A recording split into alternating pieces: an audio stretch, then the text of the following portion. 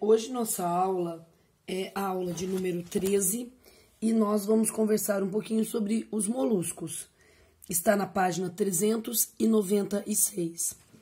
Primeiro, os moluscos fazem parte de um reino, e o reino do qual eles fazem parte é o reino Monera. E eles participam do filo dos moluscos, né? O filo que nós vamos falar é o filo dos moluscos. A primeira característica dos moluscos é ter o corpo mole. Então, aqui nós estamos vendo a lesma, nós estamos vendo ostras, nós estamos vendo também polvo, lula, são todos animais de corpo mole, daí o nome moluscos. Então, a caracterização dos moluscos, do latim moles, que significa mole. Eles apresentam concha, se bem que alguns deles não apresentam, como é o caso, por exemplo, da lesma, né? Ela não tem concha alguma. Então, são animais que podem ter apenas uma concha, às vezes duas, que é o caso, por exemplo, dos mexilhões, que tem duas conchas. Pode possuir concha dentro do corpo ou fora do corpo. Pode não possuir concha alguma por ter perdido ao longo do processo evolutivo.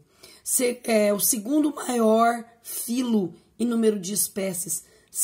Nós temos a maior quantidade de organismos vivos está no filo dos artrópodes. Em segundo lugar, vem o filo dos moluscos. O corpo dos moluscos, ele é dividido em pé, que é nessa região aqui, cabeça, que é esta região, e massa visceral.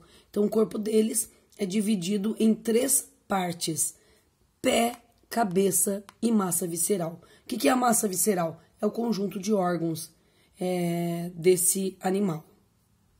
O filo dos moluscos, ele é subdividido, ou ele é dividido em classes.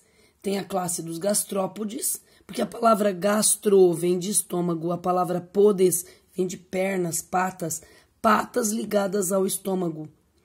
Nós temos como exemplo caracóis, lesmas. Aqui um caracol com a concha externa, né, e o corpo mole aqui. E aqui uma lesma, que não tem a presença da concha que nós comentamos. Aqui também representantes do filo dos moluscos, os caracóis, em cópula, né? Eles estão em processo de reprodução. Eles são hermafroditas, os dois saem fecundados após essa cópula aqui, né?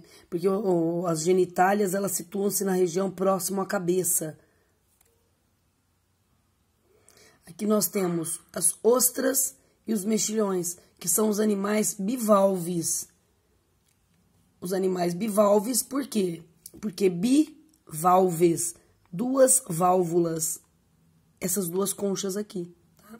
Eles são animais filtradores, eles têm um sifão inalante de água e um sifão exalante de água, tá? E eles são capazes, então, de fazer a filtragem. São animais bioindicadores, eles conseguem indicar se há ou não poluição naquele ambiente. E aqui, nesse slide aqui, mostrando todas as partes dos moluscos. No caso da classe bivalve, né? Possui lá o sifão inalante, representado pelo número 1. As brânquias, representada pelo número 2, porque vivem na água, respiração branquial. O número 3, que representa o pé.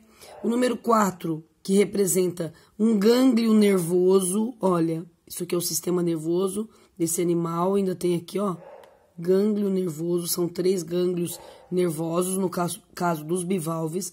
Apresentam o número 5, que é a boca, que está representada aqui. Apresentam o estômago, glândulas digestivas, gônadas, intestino, coração, o que está representado aqui no número 10. Celoma, que é a cavidade chamada de celoma. Os órgãos de excreção metanefrídeos. O sistema excretor, ele é composto pelos metanefrídeos, apresentam a boca e apresentam o ânus, quer dizer, então, que tem um sistema digestório completo.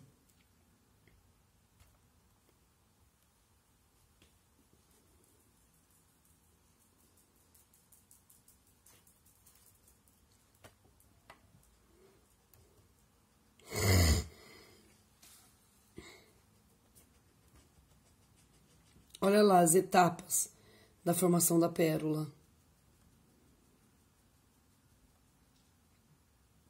Então, na verdade, toda vez que uma partícula estranha se alojar entre o manto e a concha, as células epidérmicas superficiais do manto, elas vão formar uma depressão. Essas células epidérmicas, ao longo dos anos, elas secretam o nácar. É um composto de carbonato de cálcio que vai envolver essa intrusão, essa partícula estranha. E assim forma-se a pérola. É uma das importâncias econômicas dos moluscos, né? Mas também eles são muito utilizados na gastronomia. Vamos para os cefalópodes. Nós temos aqui nos cefalópodes os polvos e as lulas. Eles têm tentáculos que saem, que na verdade são pés modificados, que saem da região da cabeça. Eles apresentam também ventosas, que auxiliam o movimento e a captura de alimentos, e eles vivem em ambientes aquáticos. Existe também um Nautilus, que eu não coloquei no slide, mas é um outro exemplar da classe dos cefalópodes. No caso aqui da lula, gente, ela apresenta uma concha interna. Presença de concha interna. Em relação aos aspectos ecológicos e econômicos, nós podemos dizer que os moluscos são bastante importantes nas cadeias alimentares, né? Porque eles servem de alimentos para vários animais. Eles também são, não sei se é uma importância, né? Mas é um aspecto ecológico. Eles são hospedeiros intermediários, como é o caso, por exemplo, da esquistossomose, né? Ele é um hospedeiro intermediário. Eles são muito utilizados na gastronomia, na alimentação humana.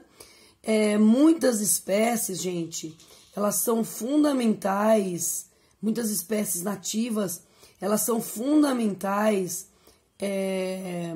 eu não sei se positivamente ou negativamente, né? Porque quando essas espécies, elas se param dentro de hidrelétricas, elas podem causar alguns prejuízos, podem causar prejuízos também em cascos de navios, etc.